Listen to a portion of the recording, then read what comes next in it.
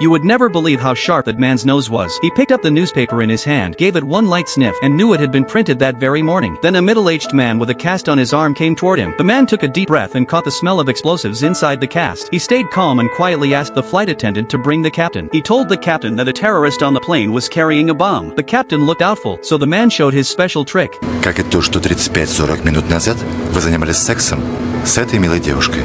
The captain and the attendant were amazed and believed him. In the end, the man saved every passenger on the flight with his nose. Right then his ex-wife called and said their son had been caught using drugs at school and he had to meet the principal. The man hurried to the school. The principal told him that his son and 3 other students had been found smoking marijuana behind the garage and showed the evidence. The man lifted the small bag, sniffed once, and said it did not belong to his son. He followed the scent all the way to the chemistry lab, stopped beside a boy, picked up the backpack on the floor, and asked if it was his. The boy stayed silent. The man emptied the bag and several packets of marijuana landed on the table. He declared that this student was the drug dealer inside the school, then walked away coolly, leaving the principal staring in shock. It turned out the man was a detective. His close friend called for help because the owner of a construction company had died inside an apartment. The scene held no useful traces and the police had no leads. The man arrived at the crime scene, closed his eyes, focused, and took one careful sniff. He declared it was a murder. He explained that the victim's coffee had been laced with digoxin, a heart drug that can kill when the dose is more than 0.1 gram. He also gave an exact description of the killer's looks. These clues helped the police a great deal,